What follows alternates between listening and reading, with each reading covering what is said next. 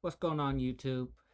Let's talk about remote work and what I think the future of remote work is going to be. Like overall looking like right Yeah, now? it's definitely more competitive than it has been in a long time. The last couple of years, there were more job openings than there were applicants. That is no longer true. There's now basically 2 applicants for every one job opening on LinkedIn.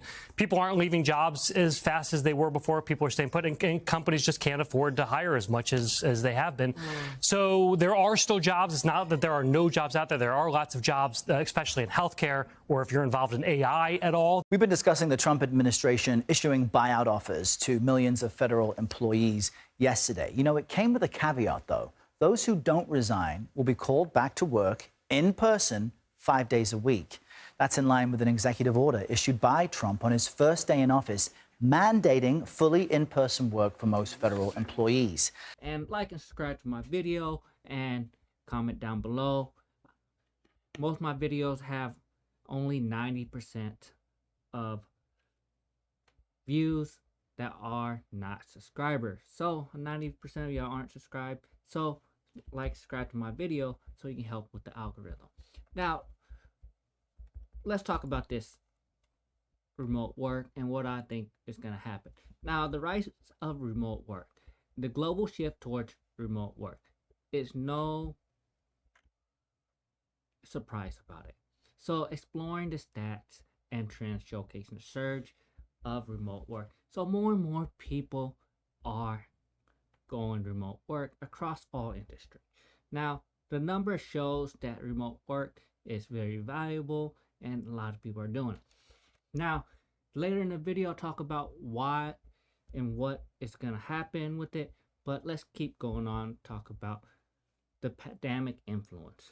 So the COVID-19 caused a big outreach of more remote workers, and that is because no one can go in the office, and it changed the landscape of remote work or the office work dramatically because the industries across all boards found out they do not need everyone to be in the office. But that's the issue that comes now, the future of work and the hybrid. Now that the company knows that we don't need to be in the office every day, the issue now is they did find out that some people need to go to the office because the emergence of hybrid models are starting to come out, because you need a nice blend of remote and in-office work. At the end of the day, that's the most productive. Yes, I do understand that a lot of people do not want to go back to office. It's a waste of money. They moved somewhere and it's a long commute now, but that's not the company's fault. The company now needs people to remote in and work hybrid. It's just how life is and how the shifting of the industry. Now, let's talk about why fully remote work is bad. Because there's only one real reason. If your job can be fully remote, what is stopping them from outsourcing your job to outside the country? And this is where I'm seeing a lot of big industries are doing. They are saying, hey, why am I paying you $60,000, $70,000 a year, some even $100,000 to work fully remote? And you don't go to the customer site at least 1 time a week to even 3 times a week. So what's the point of having you when I can get someone cheaper in the industry that is as qualified as you? And I'll let that sink in, because at the end of the day, you have to think about that yourself to really understand it. So let's talk about the remote work and benefits and some drawbacks of it. Now, some of the benefits of remote work is flexibility and work-life balance. It makes no sense that you do not know this, because if you remote work, you have all the flexibility and work-life balance you want, just because guess what, you just are able to do it. It's easier to do it, and you can work and save your time doing it. And number 2 is the cost saving on commuting and work attire. remote work eliminates the needs of daily commuting, and long commutes will save you money on gas and time, reducing expenses assorted to fuel, parking, and public transportation costs. Yes, you save a lot of money if you remote work and don't have to do that. And you save money on not having to buy business casual, business clothes, so you don't have to worry about that. And you don't run out of clothes and you don't burn through your clothes that much because you don't have to go in the office. So the need for expensive office tires allows employees to save money on workwear. Yes, I do wish, companies pay for this, but they don't, and there's nothing I can do about it. Even if I implement, it doesn't mean that other companies will. Now, number 3, improve work-life balance. Remote work significantly enhances work-life balance. It allows employees to decide when and where to work, balancing their personal and professional life responsibly and more effectively. So, yes, a study has been done by Zapper reveals that 66% of individuals have found remote work provides them the flexibility needed for better focus on family life. So, yes, it's been a better work-life balance for people, just like the cost-saving commute and attire. Did you know, according to a survey, that American commutes 41 miles daily to work? That is a crazy amount of commuting, so that's time you save. Number 4 for this pros and cons section is global talent access and high retention rate. With the remote work and limited options for remote work, you have global access to talent. So you can get the top talents across the world, globally, nationally, wherever you want to focus on, and get the best for the bang for your buck. So you can save a lot of money and get good talents. Now, let's talk about some cons of remote work. Because there is cons to remote work. It's not all, apples and oranges. It's not all good. So some of the cons that I've seen in these companies is number 1, communication and collaboration challenge. You know how hard it is to communicate and collaborate with someone that they don't answer their phone while they're already at work? Now try to think about trying to work with someone overseas in a time zone different, and you need some information and they're just not online working at that time or not near their computer and you can't get a hold of them. So yes, remote work does hurt communication and collaboration challenges, and it makes projects harder. So yes, it does help with employees' lifestyle, but it hurts the work environment. Now, there is a nice balance to it, but at the end of the day, communication and collaboration is very challenging when you do it. Number 2 of remote working is the isolation and lack of social interaction. Now, another disadvantage of remote work is the potential for isolation and need for more social interaction. And according to the Buffer survey, 16% of remote work experience feeling of loneliness and anxiety. So another thing you need to know that most people who do work remotely, some of them build up anxiety to go out in public again. I know a few of these people, and it took a while for them to get used to it because they're used to working by themselves, and it's just a pain to deal with sometimes. Now, number 3 is technology dependence. While we have the advanced technology essential for this, it's still dependent on technology, and not everyone is IT savvy. So technical issues always arise. Without a household IT support, you may not be able to get an employee back online in a timely manner, and it gets frustrating when you try and get done. So those are some of the cons. Now, office in-person work pros and cons. So let's talk about going back into the office full time. We're not talking about flexible hours. We're talking about fully remote and office and in-person work pros and cons. So we just talked about the fully remote. Let's go into the office and in-person work pros and cons.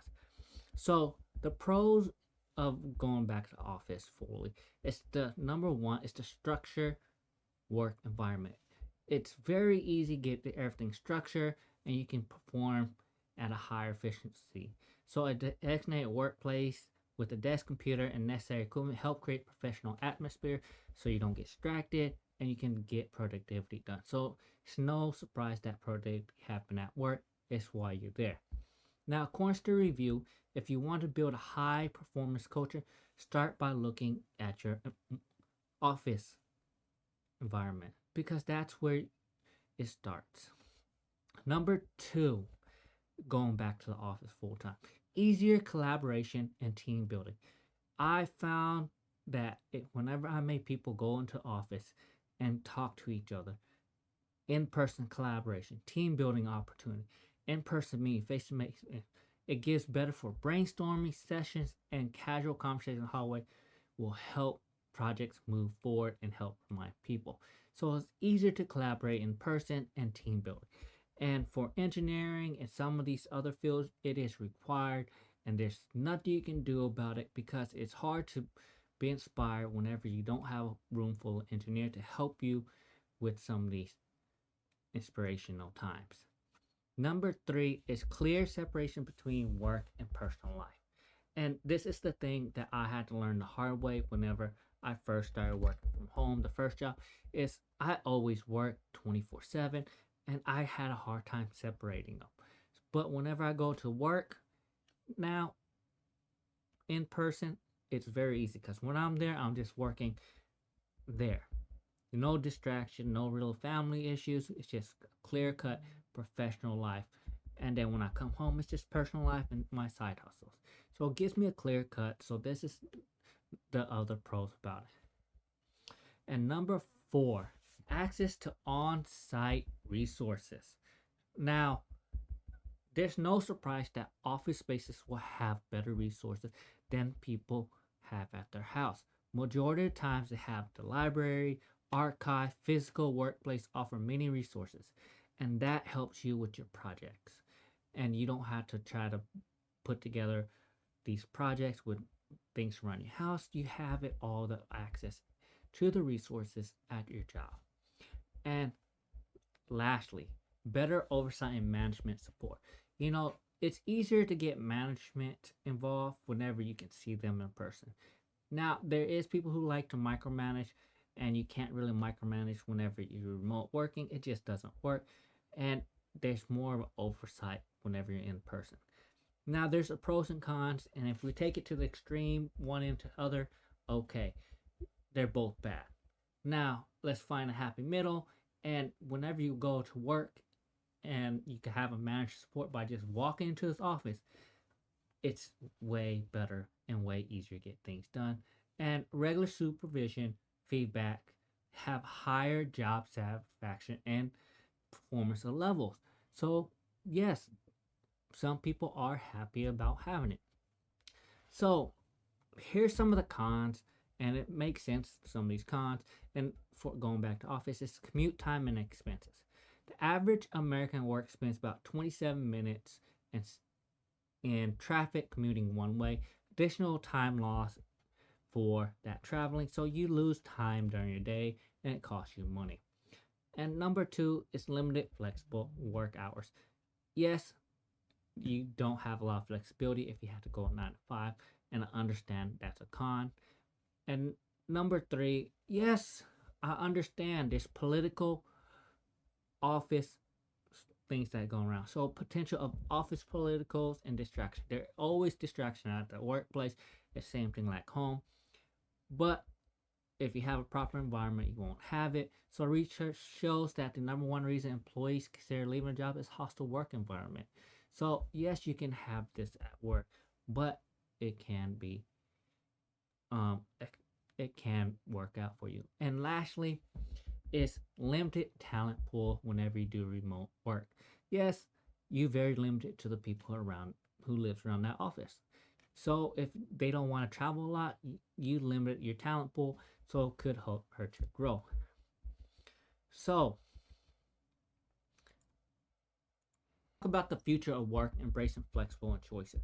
So personally, my personal approach, if I start a business, is I would do a hybrid where they have to go to work 3 days on, 2 days off, depending on the situation for most of my employees, depending on what their job role is. As long as the job is getting done and everything being done according to the job description, I am happy and I'll keep my employee happy. And I start seeing companies start doing this. So I do think the future is going to be a more flexible hours for most people or majority of people, just because that's how the nature of the business. So a lot of office workers are probably going to do 3 days on, 2 days off, or 2 days in the office, 3 days visiting customers. Just a very flexible hours and more approach to that. Because at the end of the day, they find out people can do remote work and it gives them more, the employee, more empowerment. So with this information, I'll tell you, take this opportunity to find your flexible work hours and get away from the 9 to 5. But you gotta understand some of the cons to this. If you become a flexible work hour, expect you flexing a lot of the hours, and you might not flex those hours to the way you want. So there's a con to that. And there's also the con that if you do go fully remote, your job is going to be taken away by someone overseas in a third world country that's just as qualified as you. So just understand that with remote, it does have its disadvantage, but I do think companies will go to a flexible work environment where the engineers or staff is allowed to go to work for 3 days and stay home to work 2 days, depending on the situation and need of the company. So yes, I do start seeing companies doing that, because you really don't need to be at work 5 days a week if you in most jobs. So like, subscribe to my video, and that's all I got for you.